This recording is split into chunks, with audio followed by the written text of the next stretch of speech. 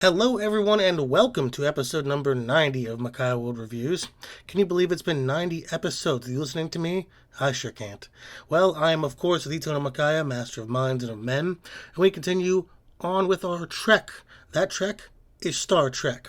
We'll be looking at Star Trek 3 today, The Search for Spock. Hell of a way to give up the plot right there, folks.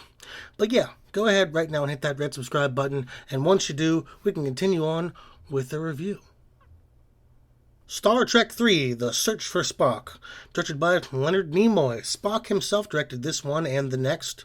Of course, we all know Mr. Nimoy, famous actor, famous voice, famous photographer of heavy-set women. All-around genuinely good guy who brought a lot of joy to a lot of people. Written by Harve Bennett, worked on a lot of famous TV from The $6 Million Man, as well as its spin-off The Bionic Woman, The Mod Squad, and of course, Star Trek. Interestingly enough, him and Mr. Nimoy passed away within a few days of each other. Starring Michelle Nichols, the legitimately groundbreaking actress that did a lot for African-American women in media, in science fiction, and hopefully inspired a lot of people to strive for more. She's done a number of other things, but it's quite easy to say that Uhura is what she's most known for. And Walter Koenig, Chekhov himself, another actor that got famous from his Star Trek roots and pretty much rode that out.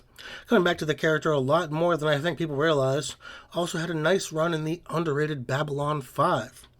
The release date for this film was June 1st, 1984, and what came out the same week?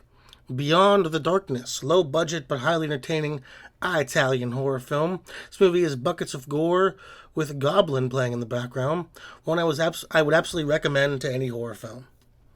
And A Breed Apart. Kathleen Turner wears a low-cut blouse while Rutger Hauer gets mad at a man for trying to steal some eggs. That's the movie. Don't watch it. Moving on to the plot, and where we last left off, Spock sacrificed himself to save the Enterprise. Please check out my review for Star Trek II, The Wrath of Khan. It was awesome. But he landed on a planet called Genesis that is an anomaly thanks to a scientific device, so he's probably alive. Moving to now, Kurge and his evil Klingon crew buy some information about Genesis, deciding that they can use it to their own ends. Meanwhile, the Enterprise arrives back at Starfleet after their fight with Khan. Question mark, I'm not really sure about the time frame of that. And they find out a few things. First, Bones, McCoy, is having a hard time. He's having a mental breakdown regarding Spock. Next, Starfleet is excited about their newest ship, Excelsior, which has a special warp drive on it. Also, the Enterprise is permanently docked and will not be used again. And finally, Genesis is not to be visited or talked about. Meanwhile, Starfleet has sent a science team to Genesis, including Kirk's son David, who was partially responsible for the planet, and formerly Kirstie Alley in Saavik. They find Spock's grave empty and a rapidly growing child Spock. David also reveals that Genesis is garbage and will explode sooner than later. Sarek, Spock's father, visits Kirk and they find out Spock transferred his consciousness to Bones, which is why he's having the breakdown. Kirk is resolved to go to Genesis to find Spock's body and take it to Vulcan, but Starfleet says no. Bones this time has had a run-in with Starfleet security and is in the lockup, waiting to go to the mental health ward for a little bit of a lie-down.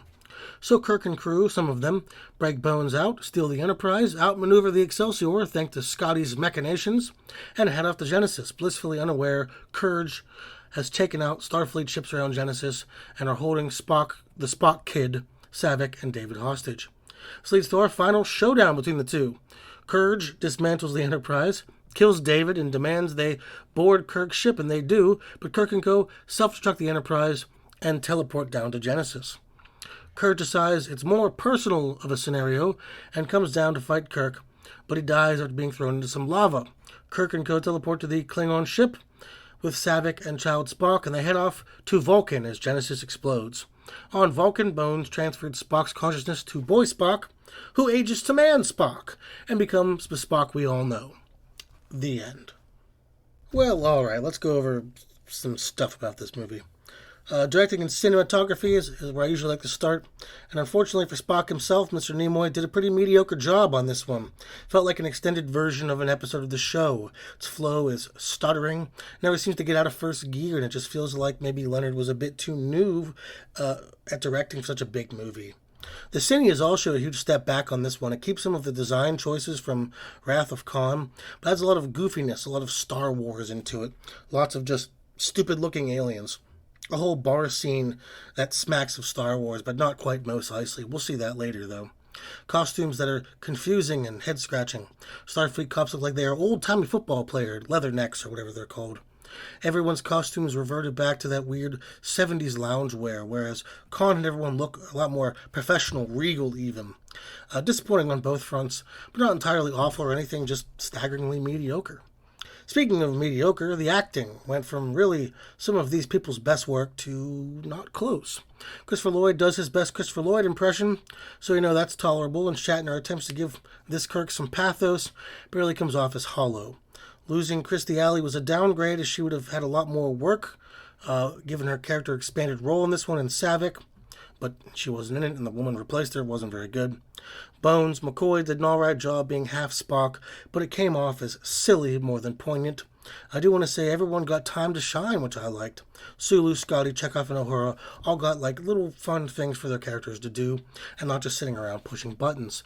That was a nice addition, even if it was brief for all of them. But David's character, useless. After the build-up to them having a relationship, him and Kirk, we end up getting nothing. And Genesis was a failure anyways. It was a really shitty, nothing. And then he dies, essentially without doing anything.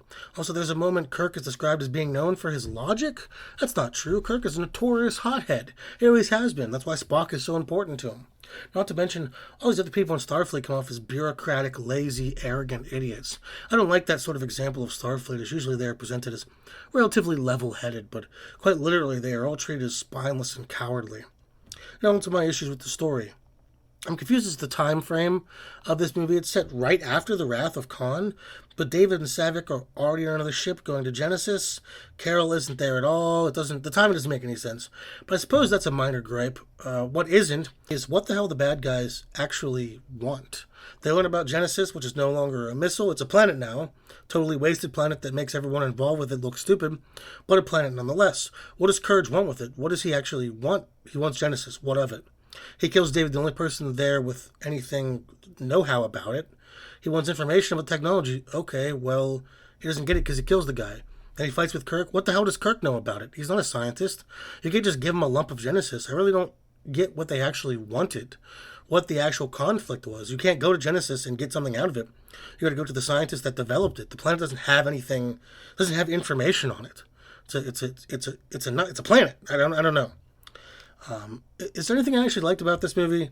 The comedy. The comedy actually works in some ways. Sulu, Uhura, Kirk, and Bones all get pretty funny moments. Beyond that, Miguel Ferreira of Twin Peaks fame, among other things, is in this for a minute. Besides that, I'll save the rest of my opinion for my overall. Soundtrack, a step down from Khan, but still serviceable. It's Star Trek, but it feels like Star Trek on a budget. But it still remains some level of that classic sound and feel, so it's just fine. Overall, it may seem like I wasn't a fan of this, and I think that may be overstating it. It's just alright. It feels more like an extended episode of the original show with a much bigger budget. Pretty generic. That doesn't mean bad. It's just there, I guess. I liked it more than the first movie, though. That one was a bit more ambitious, but it doesn't really touch Wrath of Khan. And that's obvious. So yeah, this was fine. If you're a Star Trek fan, you'll probably get a kick out of this. If you have a drink or two, probably with a friend. This is definitely a drinking movie, unlike Wrath of Khan, which is, but it's also one you can watch alone and really get invested in. Well, that was Star Trek III, The Search for Spock, and they did find him. Who is your favorite non-Spock or Kirk member of the Enterprise? Of the original series, that is. Let me know down below. Also, add me on Instagram under Demon Peaks for daily Twin Peaks memes. Check my podcast, the Dark Peaks Podcast. Of course, you can support the channel for as little as $1 on Patreon. And lastly, subscribe and be here next week when we look at Star Trek IV, The Voyage Home. I think that's the one with the whales. I don't really remember it all that well. This has been Lee Toner Makai, Master of Minds and Men. Thank you very much, and goodbye.